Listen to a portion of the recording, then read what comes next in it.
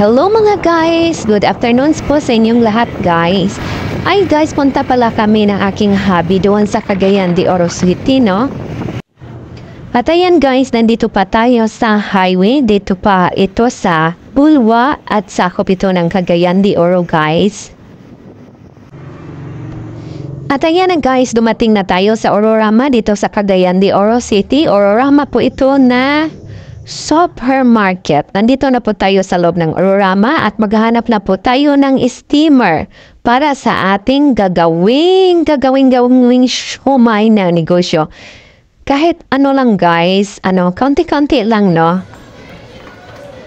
At ayan mga guys, tour muna si Mamila, no? Tour muna si Mamila, papusing-pusing sa loob ng mall. Ay, hindi pala ito mall, supermarket. Ayan mga guys.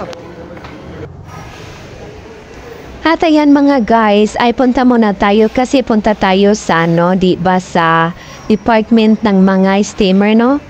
Dito, mayroong ang daming mga tasa, mga plato, mga display dito sa market. Ayan yung hubby ko, nauna siya sa akin. Ayan yung mag-video, no?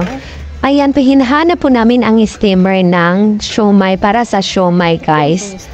Naghanap-hanap muna kami. Ayan po siya.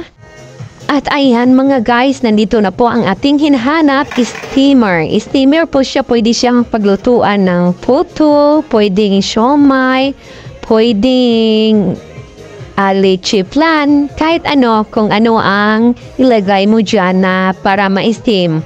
Or para maluto, or pwede ring mga leftover food, ilagay natin sa steamer para mainit.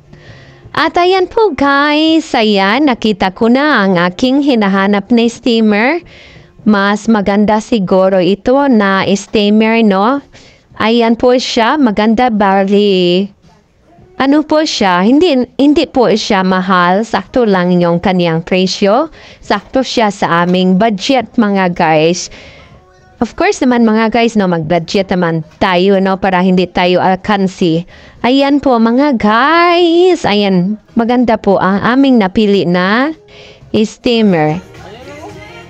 At ayan po mga guys, ay marami pala dito guys, maraming na mapipilian na steamer po dito.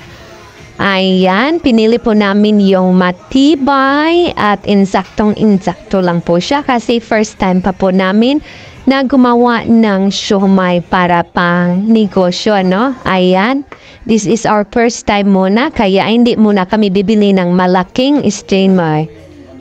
At ayan, mayroon na po kaming napili na steamer. Ayan, si Mamila, sumayaw-sayaw pa kasi nakapili na. Ayan, thank you so much guys kasi nabili na namin, natapos na naming bayaran. Thank you so much guys sa panonood. Thank you!